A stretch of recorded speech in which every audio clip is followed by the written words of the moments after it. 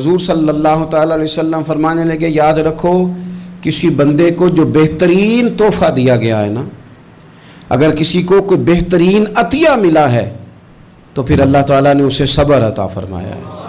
یہ بہترین تحفہ ہے، اس سے زندگی سنور جاتی ہے، اس سے انسان باوقار اور مطمئن ہو جاتا ہے، اس سے اس کے شب و روز آسانی سے بیتتے ہیں، وہ دنیا کی پک ڈنڈیوں سے آسانی سے گزر کے اللہ کی بارگاہ عالی مرتبت میں سرخرو ہو کر حاضر ہو جاتا ہے۔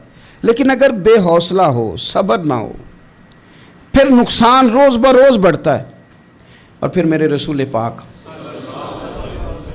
صلی اللہ تعالیٰ علیہ وسلم ارشاد فرماتے ہیں کہ اصل بات یہ ہے کہ اللہ تعالیٰ نہ کسی بندے کا درجہ بلند کرنے کا ارادہ فرماتا ہے، لیکن اس کے اعمال اس طرح کے نہیں ہوتے کہ اس کا درجہ بلند کیا جائے۔ اب رب کیا کرتا ہے، اللہ تعالیٰ اس کو مال کی، جان کی، اولاد کی کسی مشکل میں ڈال دیتا ہے، اس مصیبت پر وہ بندہ صبر کرتا ہے تو اللہ تعالیٰ اس کا درجہ بلند فرما دیتا ہے۔ اعمال اس قابل نہیں تھے کہ درجات بلند ہوں، وہ اعمال کی بنیاد پر نہیں کر سکتا تھا تو اللہ نے کسی مشکل میں ڈال کے نہ اپنے فضل سے درجہ بلند کر دیا۔ اب جو راہ طریقت کا مسافر تھا، جو سلوک کی منازل طے کر رہا تھا، جو اللہ رسول کے قریب جانے چاہ رہا تھا، اس کے لیے کتنی آسانی ہو گئی کہ مجاہدہ تو زیادہ نہ کر سکا، کثرت سے نفلی صوم و صلات کا بندوبست تو نہ کر سکا، تھوڑا سا صبر کیا، رب نے اپنا اور اپنے محبوب کا قرب عطا فرما دیا۔ تو یہ تو آپ صبر کرنے کے لیے جب نکلے ہیں تو آپ نے تو رب رسول کو پا لیا ہے۔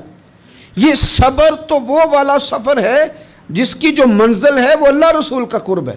تو ہم لوگ تھوڑی تھوڑی باتوں میں حوصلہ ہار جاتے ہیں، صبر چھوڑ جاتے ہیں، پریشانی بڑھ جاتی ہے، پتہ نہیں ایسے محسوس ہوتا ہے کہ جیسے یہی بندہ دنیا کا سب سے دکھی بندہ ہے۔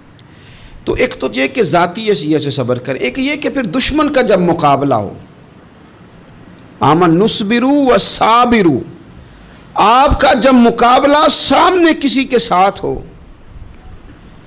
تو پھر تیر، تلواریں، اسلحہ، بندوقیں یہ نہیں زیادہ لڑتی، میدانوں میں حوصلے لڑتے ہیں، میدانوں میں صبر لڑتا ہے، میدانوں کے اندر توانائیاں لڑتی ہیں۔ میدان کربلا کے اندر کوئی مقابلہ نہیں تھا تیر کا تیر کے ساتھ، تلوار کا تلوار کے ساتھ کوئی مقابلہ نہیں تھا۔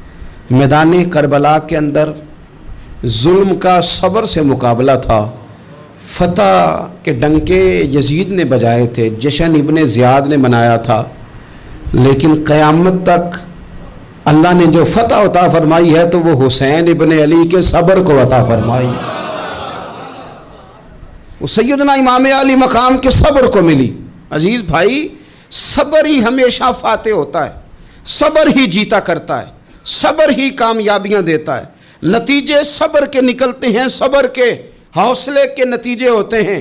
ہماری جلد بازی ہمیں شکست خوردہ کر دے گی، ہمارا حوصلہ نہ ہونا ہمیں ہرا دے گا، ہم کمزور پڑ جائیں گے اگر ہم بے حوصلہ ہو جائیں گے۔ سنو، میرے نبی پاک علیہ السلام نے تربیت کی، حضور اپنی امت کو درس دیتے ہیں۔ حضور فرماتے ہیں پہلے تو کوشش نہ کرو کہ تمہاری دشمن سے لڑائی ہو، اس چکر میں ہی نہ پڑو کہ لڑائی ہو۔